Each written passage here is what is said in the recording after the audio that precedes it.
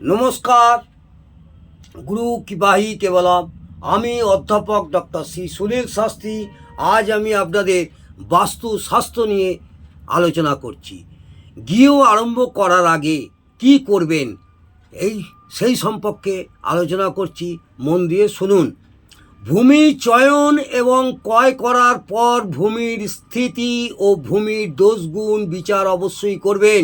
ভালো করে পরীক্ষা নিরীক্ষা কাজ শেষ করে বাড়ি আরম্ভ করবেন। আশা করব তাতে আপনাদের শুভ ফল হবে।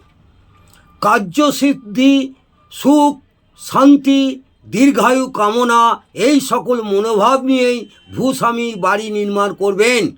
সুতরাং মনের অভিলাষকে পরিপূর্ণ রূপ দিতে ভূস্বামী কোনো জ্যোতিষশাস্ত্র পণ্ডিত, বাস্তুশাস্ত্রের অভিজ্ঞ ব্যক্তির দ্বারা পরামর্শ নিয়ে বাড়ি আরম্ভ করবেন।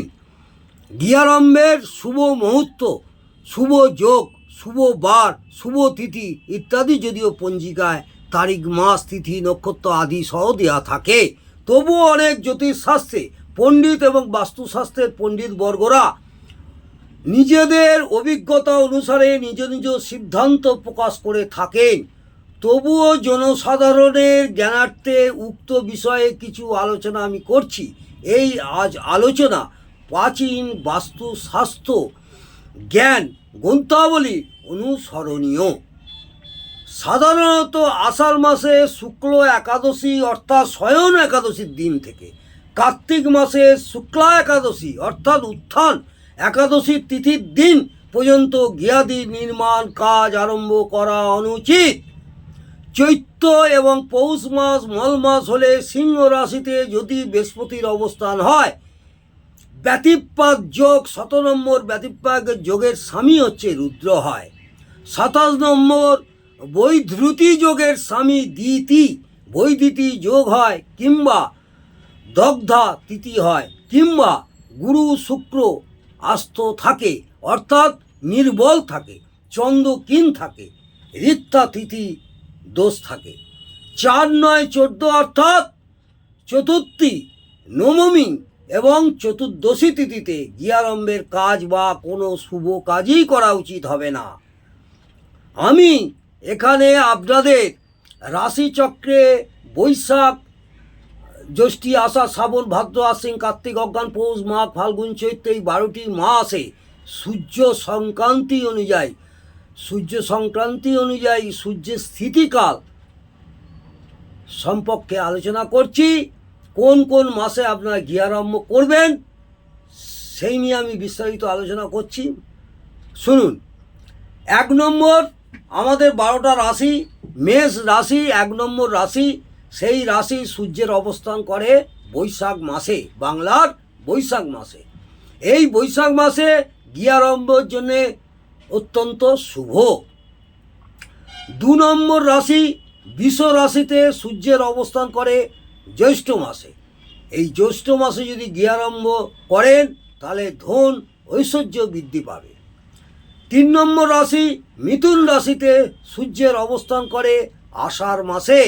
এই আষাঢ় মাসে গৃহারম্ভের কাজে গৃহপতির রোগ ভোগ এমনকি মৃত্যু পর্যন্ত হতে পারে। 4 নম্বর রাশি কর্কট রাশিতে সূর্যের অবস্থান শ্রাবণ মাসে। এই শ্রাবণ মাসে যদি গৃহারম্ভ করেন তাহলে শুভ। 5 নম্বর রাশি সিংহ রাশিতে সূর্যের অবস্থান ভাদ্র মাসে। এই ভাদ্র মাসে গৃহারম্ভ শুরু করলে সেবকদের সংখ্যা বৃদ্ধি পাবে। 6 নম্বর রাশি সূর্যের অবস্থান 6 নম্বর রাশি কন্যা রাশি, সূর্যের অবস্থান আশ্বিন মাসে। এই আশ্বিন মাসে গৃহারম্ভের কাজ করলে রোগ ভোগ, অসুখ বিসুখ, মনোকষ্ট এইসব হবে। 7 নম্বর রাশি তুলা রাশিতে সূর্যের অবস্থান কার্তিক মাসে। কার্তিক মাসে গৃহারম্ভের কাজ সুখ শান্তি বজায় থাকবে। 8 নম্বর রাশি বৃশ্চিক রাশি, সূর্যের অবস্থান অগ্রহায়ণ মাসে। অগ্রহায়ণ মাসে গৃহারম্ভের কাজ করলে ধন বৃদ্ধি পাবে। 9 নম্বর রাশি ধনু রাশিতে সূর্যের অবস্থান পৌষ মাসে। গৃহারম্ভের কাজ কোনো মতেই করবেন না। এই গৃহারম্ভের কাজ এই পৌষ মাসে করলে অনেক ক্ষতি হতে পারে, ক্ষতির আশঙ্কা থাকবে। 10 নম্বর রাশি মকর রাশিতে সূর্যের অবস্থান মাঘ মাসে। এই মাঘ মাসে গৃহারম্ভের কাজ করলে ধন বৃদ্ধি পাবে। 11 নম্বর রাশি কুম্ভ রাশিতে সূর্যের অবস্থান ফাল্গুন মাসে। এই ফাল্গুন মাসে গৃহের কাজ করলে রত্ন লাভ হবে। অর্থাৎ ফাল্গুন মাসে আপনি যদি গৃহের কাজ গৃহারম্ভ শুরু করেন তাহলে আপনার অনেক রত্ন লাভ হওয়ার সম্ভাবনা থাকে। আমাদের লাস্ট রাশি 12 নম্বর রাশি মীন রাশিতে সূর্যের অবস্থান চৈত্র মাসে। এই চৈত্র মাসে যদি গৃহারম্ভের কাজ শুরু করেন তাহলে মনের মধ্যে একটা ভয় থাকে। এই রকম আমরা 12টা রাশির কোন কোন মাসে কি করবেন, কোন মাসে গৃহারম্ভ কাজ করলে শুভ অশুভ আমি বিস্তারিত আলোচনা করলাম। তবুও মাস অনুসারে পঞ্জিকা দেখে দিন এবং তিথিটাও অবশ্যই দেখে নেবেন।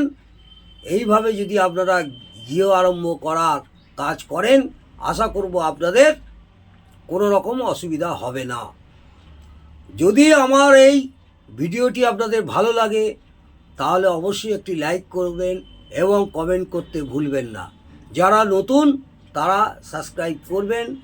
আশা করব আগামী দিনে আরও ভালো ভালো ভিডিও করবার চেষ্টা করব। নমস্কার, জয় মা তারা।